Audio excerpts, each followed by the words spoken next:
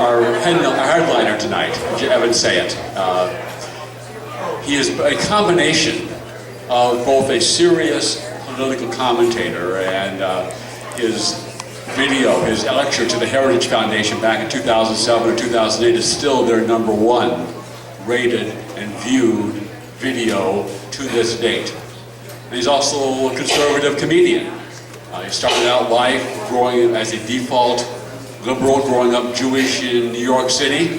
Everyone around him was a default liberal growing up in New York City. And at one point he was writing for Bill Maher when he was still in New York. I'm sorry. Yeah, okay. We do. This is a season and we forgive you. But after 9/11, and he saw how his fellow liberals were reacting to that, he started to maybe question his political beliefs for the first time in his life. He went to a Republican meeting, and this was the first time in his life he'd ever heard conservatism expressed from a conservative. And it started to make sense to him, and lo and behold, here he is in Mentone. You see where that progress led him. Here he is in Mentone to speak to us tonight. His book, if you haven't read it, it's a great book, The Kindergarten of Eden, How the Modern Liberal Thinks. It's short, but it really encompasses how they think. Recently, he had an article in Town Hall about Donald Trump and the culture war. He fights. And then, maybe he's not, maybe in a peacetime environment, like General Grant wouldn't have been around heading the army up in peacetime. But in wartime, he was the guy you needed, and Donald Trump now is the guy that we need. So with that, I will bring Evan Sayet up, and thanks so much for coming out and speaking to us, Evan.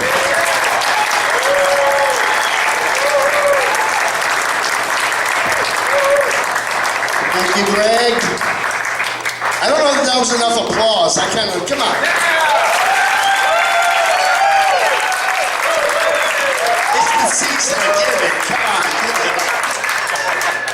Alright, first of all, this is my book. It's called The Kindergarten of Eden, How the Modern Liberal Thinks.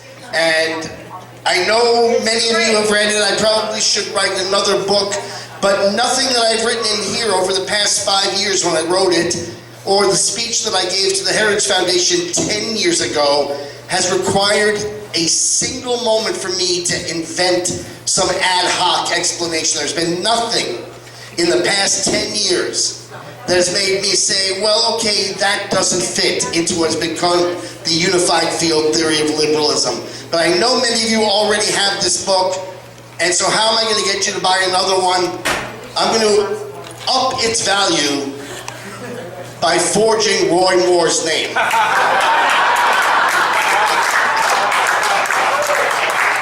All right, if that can win you an election in Alabama, it should sell me a couple of books here. It's so wonderful, Pastor, you're exactly right. The Kindergarten of Eden, the Garden of Eden was the only utopia that had one law and we couldn't even follow it. How brilliant is that?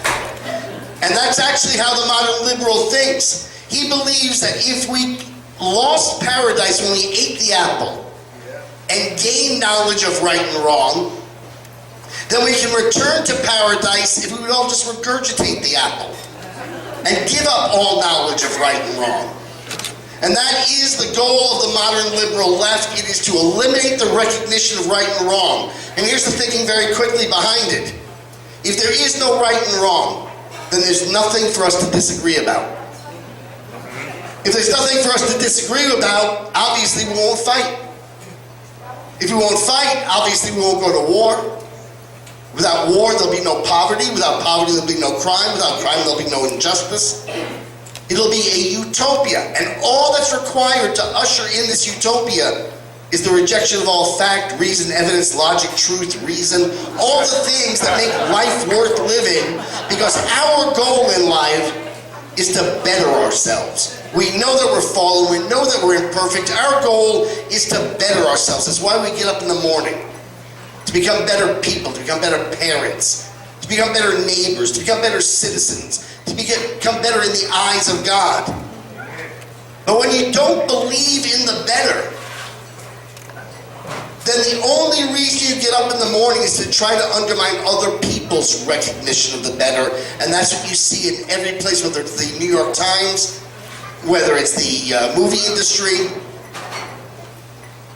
whether it's the Democratic Party, wherever you find it, you find the entire point of the left is not to better the world, is to eliminate the recognition of the better.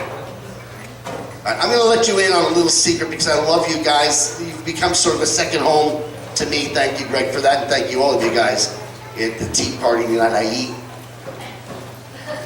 I have a very sad and difficult addiction. I cannot stop watching and re-watching election night.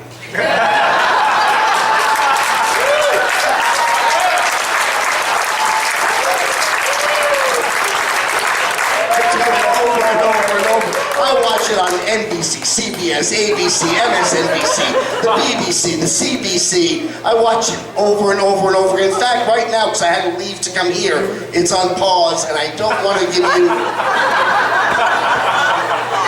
But I am pretty sure we are about to win Wisconsin.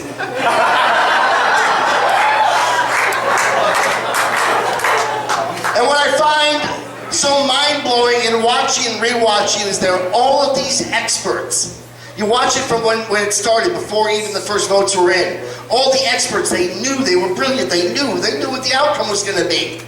And as the hours progress, you watch them, and you realize they didn't know anything. We always knew they didn't know anything, but they didn't realize they didn't know anything. But then when they found out they didn't know anything, as the votes came in and they were wrong, and they were completely wrong, they were wrong in every state across the board. They didn't even change what they were saying. They said, okay, we were completely wrong, we were absolute idiots, but from now on, everything I say is going to be right. And what did they say over and over again? They said the same crap they said before, that were racist, that were homophobes, that were xenophobes. I remember Van Jones yelling it was a blacklash. Oh, I'm sorry, it was a white lash. It was a white lash. Which, get this argument, the same country, the same states, the same people who had twice elected the black candidate were proved to be racist because they didn't vote for the white candidate.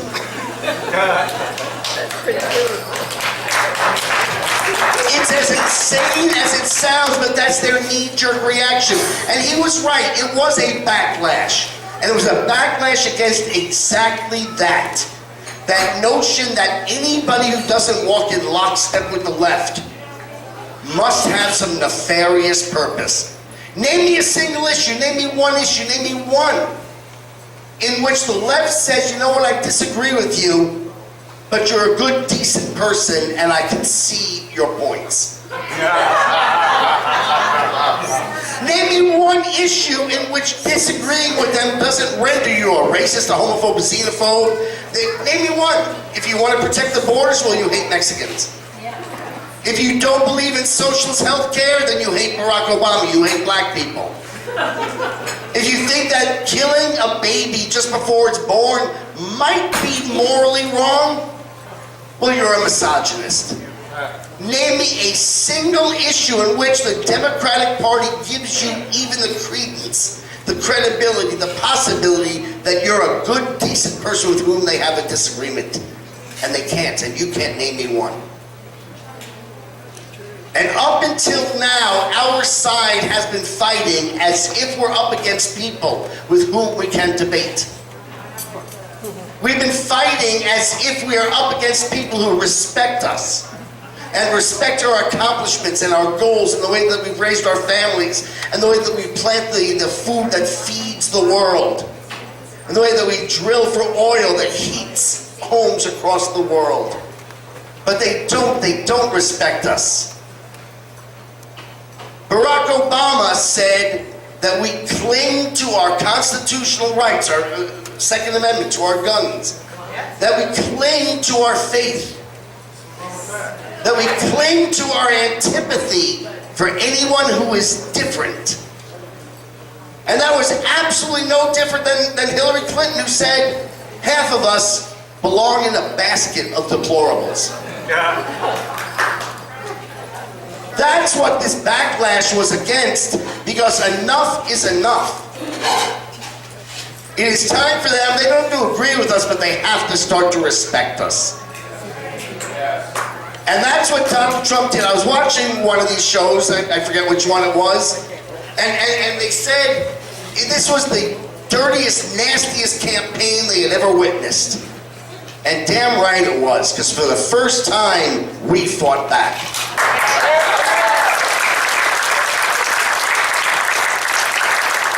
The left has been dirty and nasty and vile and vicious since the 1960s, if not before.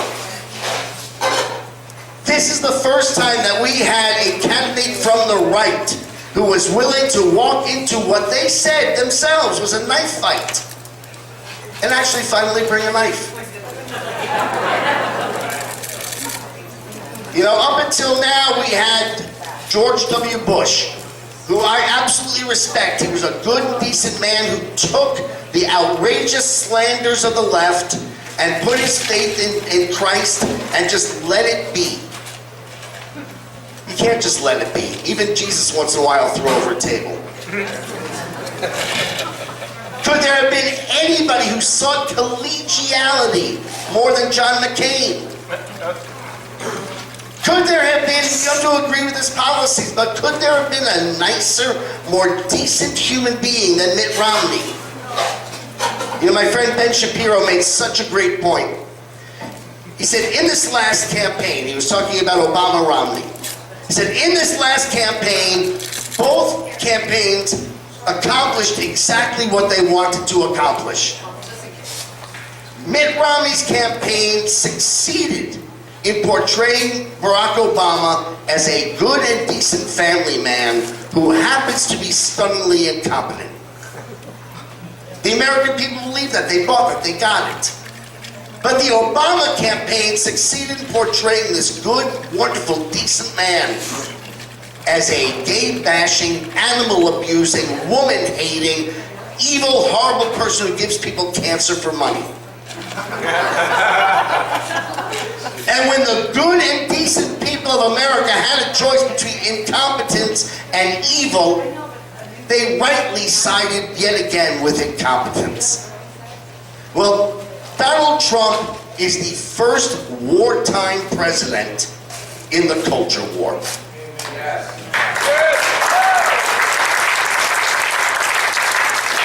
As Greg pointed out in my article, I pointed out that during war you have other priorities, other than collegiality, other than the things that we hold dear. We hold dear collegiality and decency and kindness. But in war you put aside some of those priorities. You have other standards at war, so that Ulysses S. Grant was said to have been a drunk. Abraham Lincoln said, I don't care if he's a drunk, I need this man, he fights. During World War II, George Patton was a son. During peacetime, he might well have been stripped of rank. He might well have been drummed out of the military. But during World War II, had we stripped him of his rank, had we drummed him out of the military, the National Socialists may well have taken over the world. During wartime, you have other standards. And so when Donald Trump tweets some of these tweets that I don't care for, I really don't. But I don't care. Because I cannot spare this man. He fights.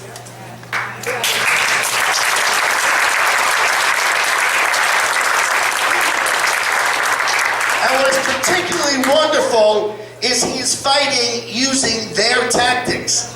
You know, there's a wonderful moment in Patton was supposed to have said, it's in the book, it's in the movie, Patton, where he's standing over watching the tank battle, the decisive tank battle in Egypt between Rommel and his forces. And we're winning. And he yells out, Rommel, you magnificent bastard, I read your book.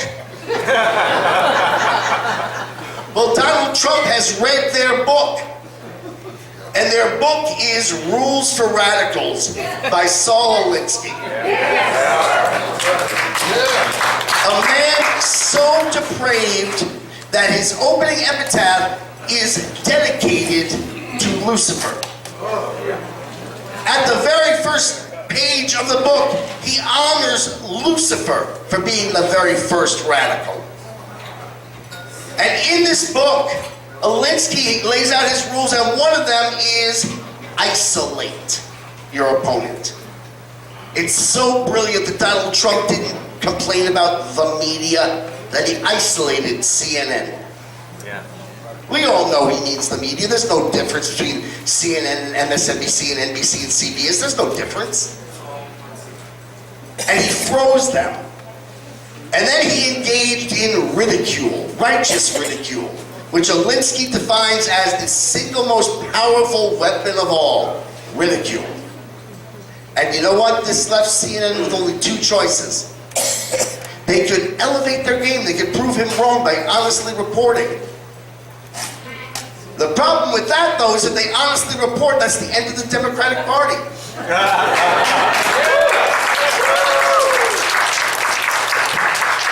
Could you imagine if the mainstream media had honestly reported about Barack Obama's ties to domestic terrorists, William Ayers? If they had honestly reported about his ties to international terrorists, Khalid Rashidi? If they had honestly reported about the horrors of that Church of Jeremiah Wright, this hate organization, could you imagine if they had honestly reported about Barack Obama, there would have been no Barack Obama?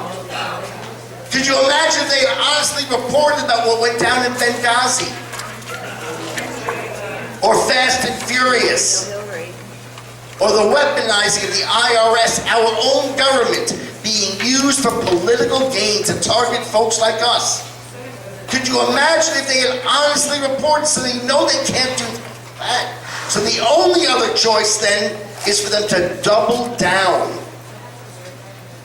on their insanity, which is what they've chosen to do.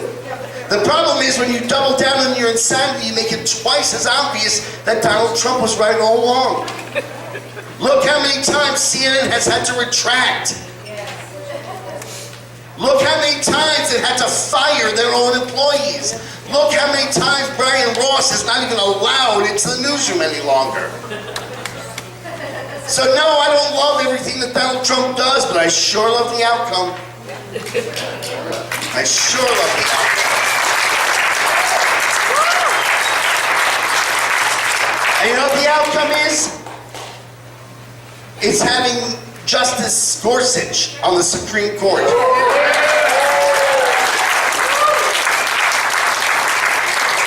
It's having our embassy where it should be, in the capital of Israel, Jerusalem.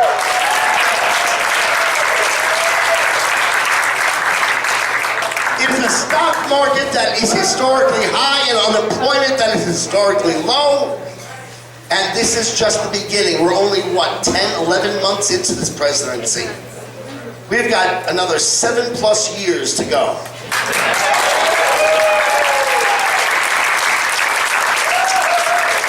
And every new technology that comes along is one more opportunity for us, thank God. And I don't say that lightly.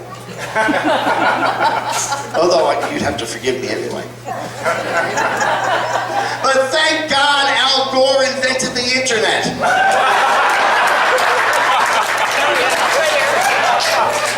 You don't think Al Gore invented the internet? Why not? He invented global warming. Do you realize that if they are right, and by the way, it's been 30 years that they've been saying in 5 years it's all over. It's been 30 years, but let's say they turn out to be right, and in another 50 years the oceans will have rose. Another 2, 3, 4, 5, 6, 7, 10 inches. You know what that means?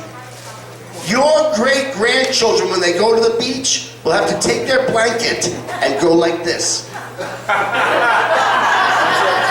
what 10 inches is, folks. It's this. You know, the funny thing is, the left is involved, especially the elitist left, is involved in this intellectual cycle that goes something like this. Anybody who disagrees with us is stupid. The proof that you're stupid, by the way, is that you have a job. The left is absolutely convinced that if you weren't stupid, if you were as smart as they are, you wouldn't get up at 5 in the morning or 6 in the morning and plow the fields or dig a hole or fix a car. If you were as smart as they are, you lie about your heritage, get a job teaching at Harvard University, pocket $350,000 for teaching one class. Obviously she's smarter than you. Even I think she's smarter than you. Are you kidding? Teaching one class for $350,000? Obviously she's smarter than you. You wouldn't get up in the morning if you were smart and work in a factory. If you were smart, you'd be like Bruce Springsteen and sing a song about working in a factory. See, if you were smart, you wouldn't be a cop or a fireman, or you would be Wolf Blitzer, and you would report about cops and firemen. See, they think you're stupid because you have a job, and because you're stupid, you must be bitter.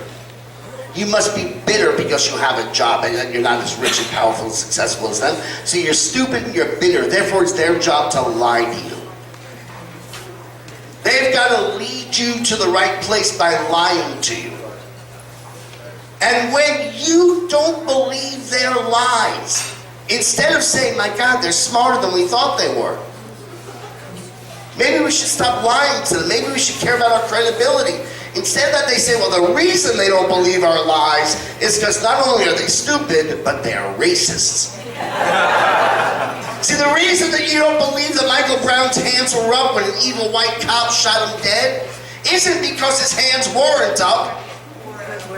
It's because you're a racist. You didn't believe their lies because you're racist. The reason you didn't believe Benghazi wasn't caused by a spontaneous uprising, but by a video, isn't because it wasn't a spontaneous uprising caused by a video, it's because you're an Islamophobe. And the more you don't believe their lies, the more they hate you for it. Because you're stupid and you're evil and you're bigoted. You know what? Hillary Clinton may have been... Okay. Hillary Clinton... Do I have to start again?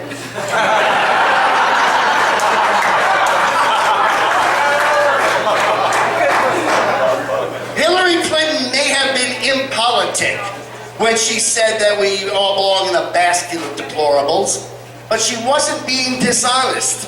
That's what the left believes. It's no different than Barack Obama said before him, before her, or him.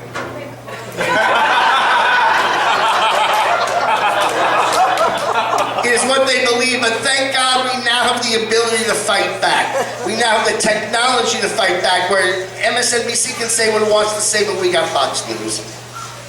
They can say what they want to say, but we've got Breitbart. We've got the opportunity to get our things out there, but here's one place where we fail. We ourselves are still cowed. So many in my industry, in show business, will not stand up and say, no, I will not accept what you're saying on the set. They're too afraid of losing their jobs.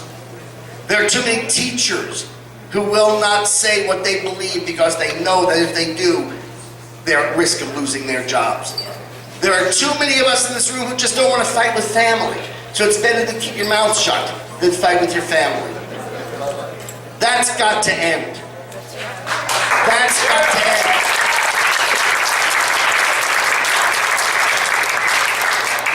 Because unless we speak up, then the only place these children and others are going to get their information is from the left. When Greg was introducing me, he said, when I was growing up, I had only heard from liberals what conservatives believe. I only heard what conservatives believe from my liberal rabbi or my liberal professor or my liberal teacher or my liberal entertainer or the liberal newsman. I had never heard what a conservative believes from a conservative. That's right. So you have to be that person, and I have a program I call it Adopt a Democrat.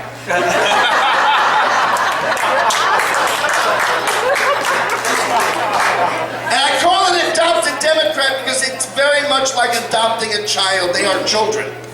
They are in the kindergarten of Eden. And the funny part is that they know that they're children. They love the fact that they're children because children are innocent. So they think that makes them good. There's actually a book, this is not a joke, I wish it were, next to the Bible. It may be the best-selling book of the entire modern liberal era, 1960s till today. This is not a tongue-in-cheek book about the immaturity of the modern liberal. It is actually a proud screed, a manifesto. It's called All I Ever Need to Know I Learned in Kindergarten. They are children, they know that they're children. Why do you think Jimmy Carter doesn't call himself James? Because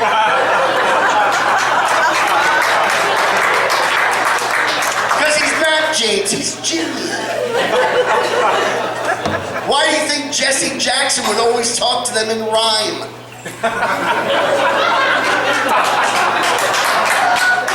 Why do you think when Mayor Nagin was trying to lure all the children back to New Orleans, do you remember what he promised them? What? What was that? I want somebody to yell it out so you know it's true. Then it would be a chocolate city. Remember that?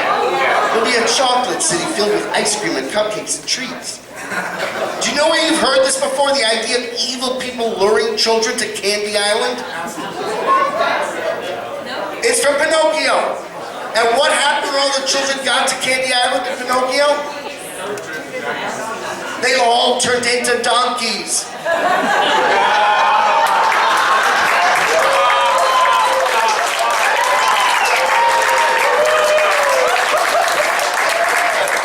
It's the very symbol of the Democratic Party. They are children and they know that they're children. And this is why you cannot treat them like adults.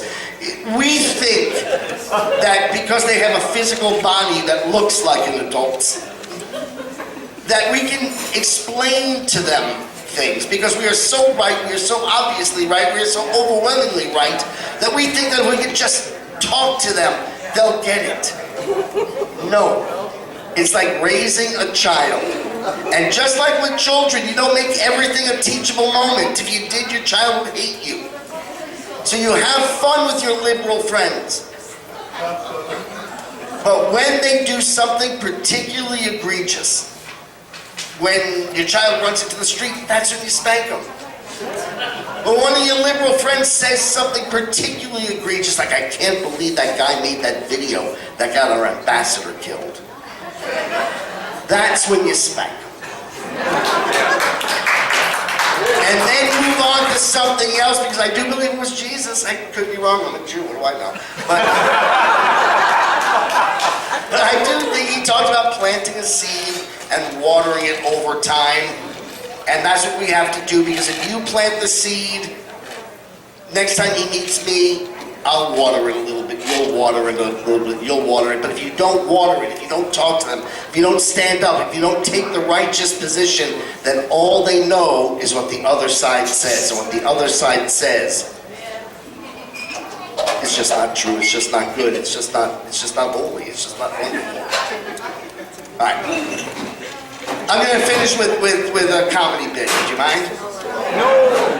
It's a bit some of you may have heard before, think you've heard from me before, but the way I work when I write is I don't always write new bits, but I always put new things in it. So this might be a little bit different. But my argument in my book, which you're all going to buy, right? Yeah. And I'll be up here. My argument in my book, and I mean this in all sincerity, is that the modern liberal is morally and intellectually stunted at the level of the 5-year-old child. Why 5? Because that's when he enters kindergarten, and it's the first time that the leftist education industry gets a hold of our children on a full-time basis for the first time, and teaches them that thinking is an act of bigotry. The idea behind this is that anything you think, anything that I think, anything that anybody thinks is going to be so tainted by your prejudices. Prejudices we all have. Prejudice is based on things like the color of your skin, the nation of your ancestry, your height, your weight, your sex, your income, and so on. Anything you believe is going to be so tainted by your prejudices that the only way not to be a bigot is to never think at all. But if I'm right, if the modern liberal is as stupid as I believe him to be, how does he keep rising to the tops of his professions? Right? Whatever it is I think of Nancy Pelosi, the woman was nothing less than the Speaker of the United States House of Representatives. Whatever I think of Henry Gates, the man is a tenured professor at Harvard University. Whatever I think of, who am I leaving out? Sean Penn, the man's an Academy Award winner. If I am right, the liberal is as stupid as I believe him to be. How does he keep rising to the tops of his professions? And then it dawned on me. Liberals reach the tops of their professions because they enter only those professions where you don't ever actually do anything. Right? Every profession that we associate with liberalism, whether it's journalism, entertainment, academia, politics, it's all talk, but no action. And the thing is, when you don't do anything, you don't need to know what you're talking about. Because when you don't do anything, what could go wrong? So the liberal flocks to academia. Why? The academic doesn't do anything. Look, don't get mad at me. I didn't make this up, but if they could, they would. But they can't. So they teach.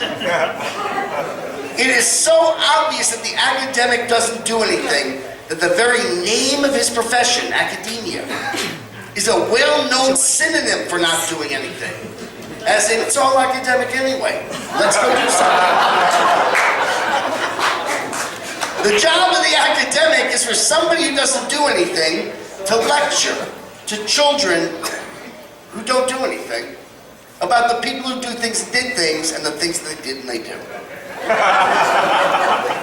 The liberal flocks to journalism. Why? They don't do anything. The journalist doesn't do anything. It is so obvious that the journalist doesn't do anything that you could remove their bodies and they would still be able to do their jobs. Which is why they're called talking heads.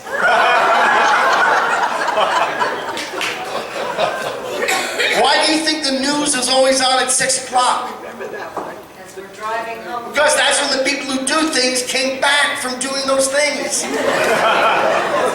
The liberal flocks to government. Why? The government doesn't do anything. The job of the government is for people like Barack Obama and Nancy Pelosi and Chuck Schumer and people who have never done anything to order the people who do everything to stop doing anything the way that they do those things. The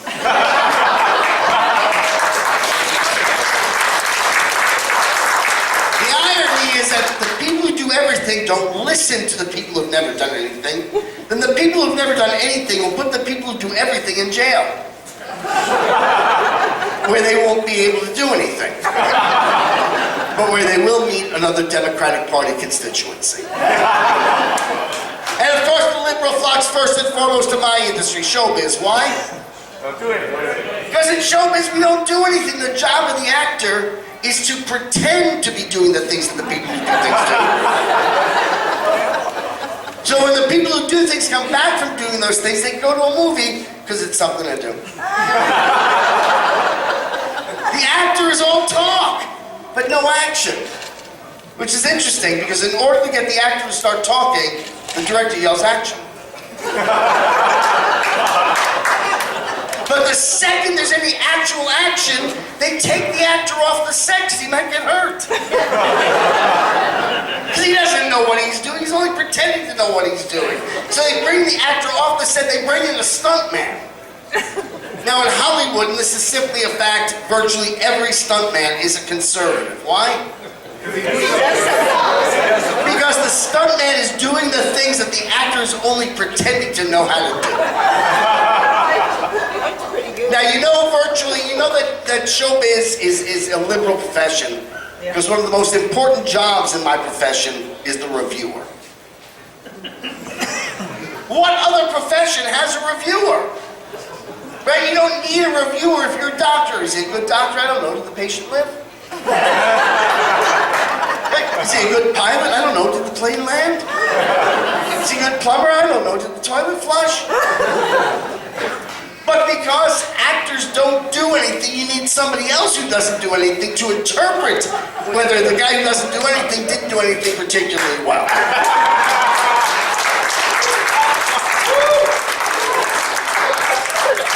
But I started off tonight talking about the big difference between the left and the right. And by the way, it is pretty much agreed that of all the people who don't do anything, the smartest is the stand-up comedian.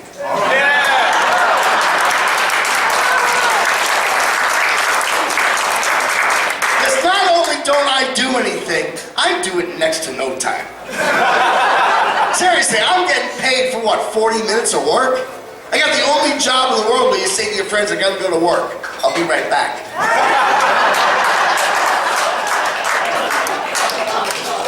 But clearly, the difference between the left and the right is not found only in what we do and we don't do in our jobs. Obviously, there are conservative entertainers, there are conservative journalists, there are conservative academics, there are conservatives in government. The big difference between the left and the right is found not in what we do and we don't do with our jobs. It's what we do and we don't do with our lives. And here you've got to give the liberals some credit. Because we can all now agree that in their jobs, liberals do absolutely nothing. But with their personal lives, some liberals have been known to do 2 or 3 times that much. to the man. And the reason for that is what I started out talking about. The difference between the left and the right is that we spend our lives trying to better ourselves. Because the liberal doesn't believe in the existence of the better, he can't better himself. So he spends his life just trying to be himself. And when himself is a failure, he then blames society. You know, it's funny, I think about parents, liberal parents and conservative parents, telling their teenager what to do on their first date. A conservative parent would tell their children, be a gentleman, open the door, sit, ask her about herself. The liberal will say, just be yourself. Right? Just be yourself. But how much intellect and energy does it take to be yourself? And the funny part is, do I have Catholics here tonight? Where are my Catholics? You know what I love about this part of the show? You have no idea what I'm about to say. But whatever it is, if you're a good Catholic, you're going to have to forgive me. But you would think liberals would love Catholics because you guys are not only yourselves, you were yourself before you were even born, you were yourself in the womb. And I think liberals should love you for that, because what is the womb? It's a liberal paradise. Basically, you're sitting in a hot tub, feeding off of somebody else.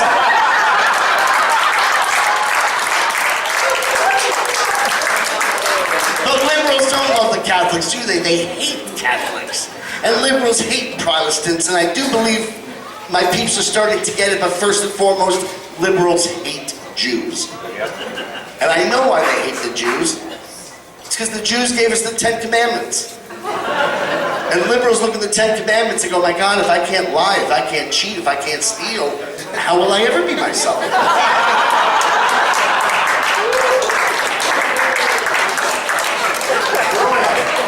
Liberals hate the Jews because the Jews gave us the Bible. And I believe that liberals are traumatized, absolutely traumatized, the first time they opened the Bible and they saw there was an entire book spelled J-O-B.